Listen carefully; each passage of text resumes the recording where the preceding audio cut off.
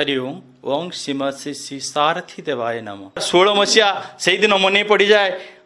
जे मु काश्मीर अभिमुखे एक बीएड पाठ्यक्रम मु मोर किसी छात्र मानक नहीं जाई थाए मु सेठी पिलांकर परीक्षा थाए गोटे पेपर कंप्लीट हो जाइए किंतु सेकेंड पेपर जो न थाए जुलाई 8 से दिने समस्त मन थी से घटनावली बुरमान नामक एक प्रख्यात आतंकवादी जहाँ धरा पड़ा पर सारा देश में खलबली मचल जाइथिला एवं चारिरे टेका पथर माड़ एवं समस्त को गोली माड़े समस्ते पिटु थांती आउ खास करी हिंदू मान को देखिले मुस्लिम माने गुड़ौ थांती तो आमे ऑल ऑफ ए सडन आमको रिटर्न करने पड़ो दिल्ली रु ओडिशा अभिमुखे दिल्ली केमिति आसबू जाम्मू रु ट्रेन धरिले आमे दिल्ली आसबू किंतु काश्मीर दिल्ली को जम्मू को आसवा हेले बहुत किसी बाधा प्रतिबंधक कारण काश्मीर जो युवगोष्ठी थांती टेका पथर माड़ एवं रिवल्वर रखी क्या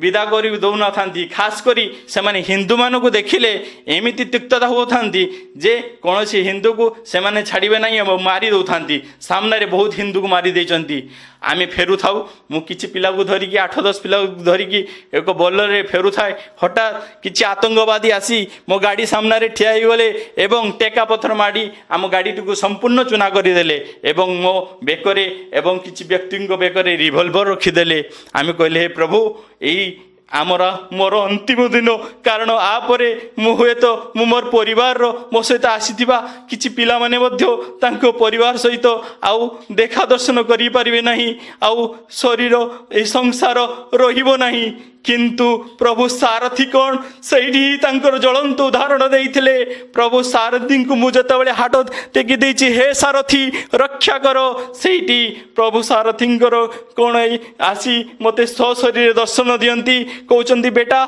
तोर किछि होबो नाही एवं से किछि आतंकवादी कहले एई गाड़ीटू गोटे काम करिबा जाम्मू रे डिटेन करि देबा किंतु तमे काश्मीर अभिमुखे जीव नाही हठात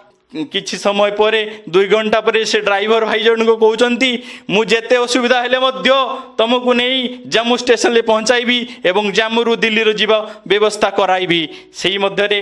किछि युवगोष्ठी आमको आक्रमण करिया मात्रे हठात ऑल ऑफ ए सडन किछि सीआरपीएफ जवान माने आसिकी आमको हेल्प करथिले से बहु गाँ गहली रास्ता देकी आसी आमको जम्मू हाईवे अतिक्रम करी काश्मीर रु आनिकी जम्मू रे पहुंचाइला प्रभु सारथींकर जदि आज कृपा न था मुहे तो सशरीर आज एठी न थांती एवं से ही एकमात्र विकल्प से ही मोर चलती जगन्नाथ हरि ओम।